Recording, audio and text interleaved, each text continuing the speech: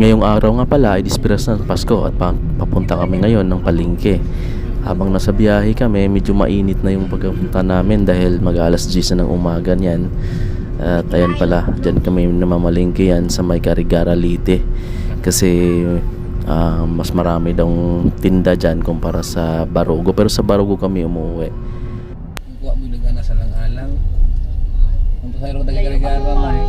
Pris, daghan nila po to. Mura pong maasin ano.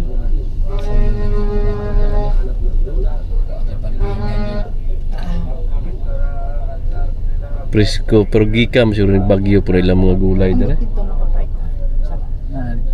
Karne. Ang karne Ay, sa bakaron. gawas. Siguro bakaron ka baha ang karne Murag agi ko ana no, gay murag. Pili ka. Na, ito ka na ihaw na no. Bitay Baka. Baka meron na. Dapat balbakuha gahapon nilapuan. At pagkarating nga namin dito sa kanilang palengke ay naghanap muna kami ng parking. Din pagbaba namin, bumili yung kapatid ko ng mga chinilas na pang loob ng bahay dahil madulas yung kanilang tiles. At mainit mga amigo ngayon no, dito sa Carigara Leyte. Yung palengke nila na pala dito is malapit lang din sa dagat and makikita mo yung view ng dalampasigan nila ng dagat no. Napakaganda pala ng view dito sa kanila, ayan no. Tapos dito sa gilid pala may nagtitinda dito ng mga chinilas. Dito sila bumibili, di ko lang alam magkano yung presyo niyan, pero mura lang mga amigo din yung mga chinilas nila dito. Sa mga 4 na peraso siguro binibili nila dyan, pang bahay lang para may magamit lang. Bili kami ng chinelas pang bahay. Kaya mga nga na naman para nailahanan ba? May mga istosi pa oh, brand. Ang colorful pa, murag Pasko.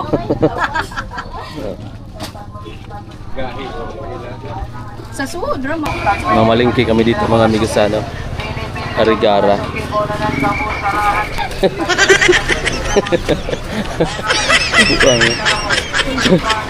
Lapok sa Carigara eh, guys.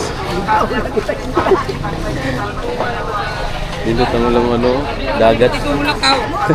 Desmagan nung nandang bato plot eh, guba. Ay, dapat mo, may daw. Dapat. Bugaw guys ha. Presko pa oh. Lain na magdirilo. Tilapia na ba? Tilapia na chinilas pa yun. Ah, yellowfin. Dangog lagi? Ora ba niya kumusta na tayo? Naisa na. Presko pa oh. Kapag kilo ani. Tinula ko no karon ako. Tula ta karon ko mga kamunggay. Ilana. Oh, nila man ang kilo. Yang dyan? Oh, di ba tayo? Yellowfin? Ay, malasugi mo na? Wala ilato-lato ko ah. Wala may lato-lato. 500.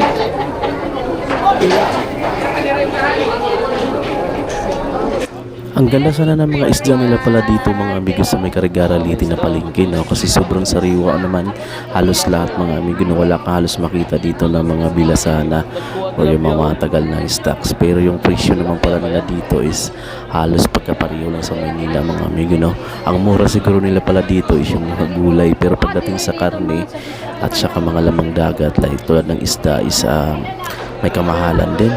Di ko lang alam kung sa araw lang na yan kasi magpapasko or talagang ganyan na pa talaga yung pinaka-presyuhan nila. Kasi hindi talaga magkakalayo sa Maynila na mga presyo no?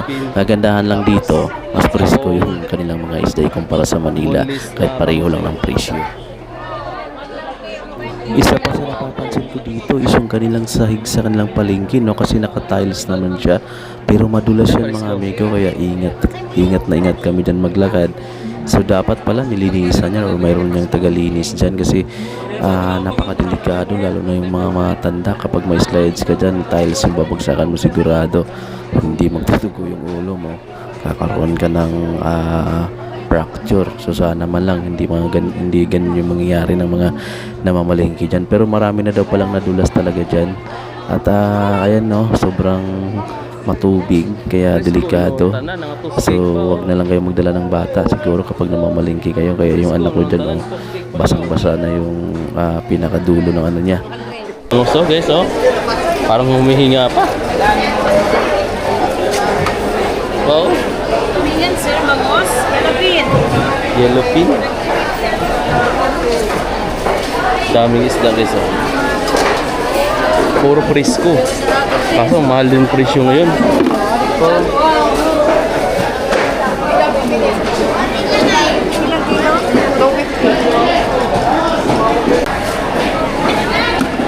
Isda. Sa Pulaco. Ay, gunit kayo mo ni Maho ka. Sir, may kilawon, sir. Pampaksiw, oh. Ma'am, lupa. Paksiw naman, di ba? Yan na. Kung sa ito, ma'am, diri ito kuman. So, Yan na lang. 120 lang ligay ito, ma'am. yan, 200 kapit. Sir, uwa, magkaka. Laki ng tilapia. Alos naikot na namin lahat no, sa kakahanap ng pwede namin tinola sana yung gusto namin lutuin. So naghanap kami ng yellowfin or anumang tuna na pwede namin bilhin. Libot namin dyan, halos pare-pareho lang talaga sila ng presyo. Yung kunting diferensya lang, depende na lang kung paano ka tumawad. So ganun yung patakaran nila dito.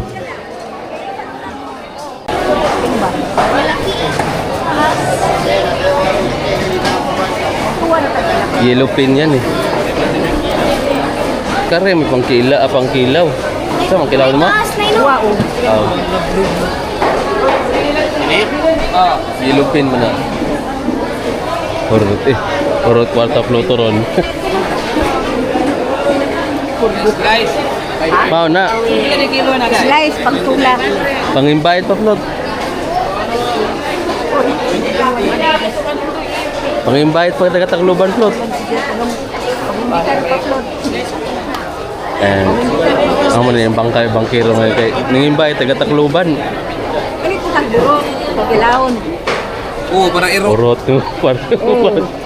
kwarta ron sa taga Barugo kay mangimbayad taga-Tacloban eh. Asa, tutupilan, sir? Parupon.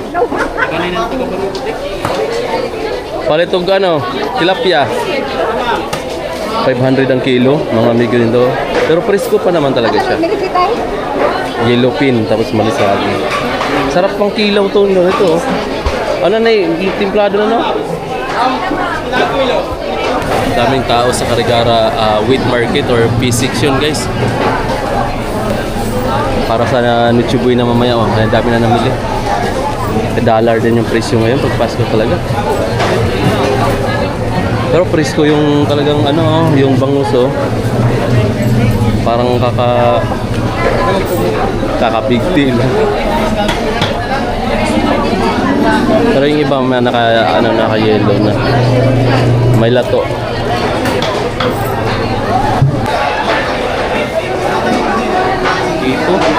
Ito yung basta African dito. Sir, kaputi. sarap yan. Sarap yung isi niya. Sir, kaputi. Okay, kilaming sir, mula doon. Oo.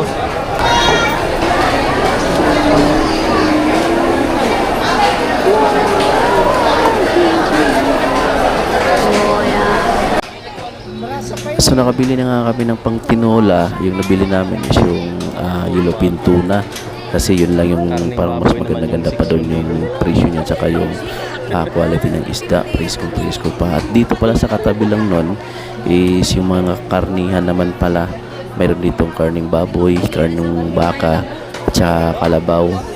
At akala namin mura dito pero ganun lang din pala. Halos kapareho lang din ang mga presyo ng karne sa Metro Manila guys, no?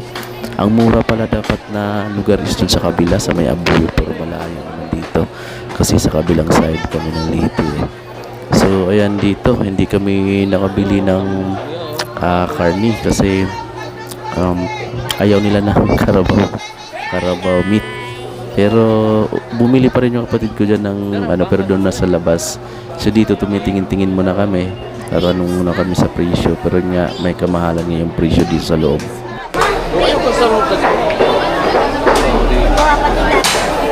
Ako mag-vlog. Kabaw ko. Kabaw ako. Kabaw ako. Ayan guys, oh. Oh, ganun. Ang dami oh. Labas pagod guys. Pira. Kanina lang. Kuwato. Kuwato. Adi, 39. 39 na lang ma'am. Kli. Okay na ma'am? Kuno po. 39 na lang. Kuha na may? Ha? Ay, na.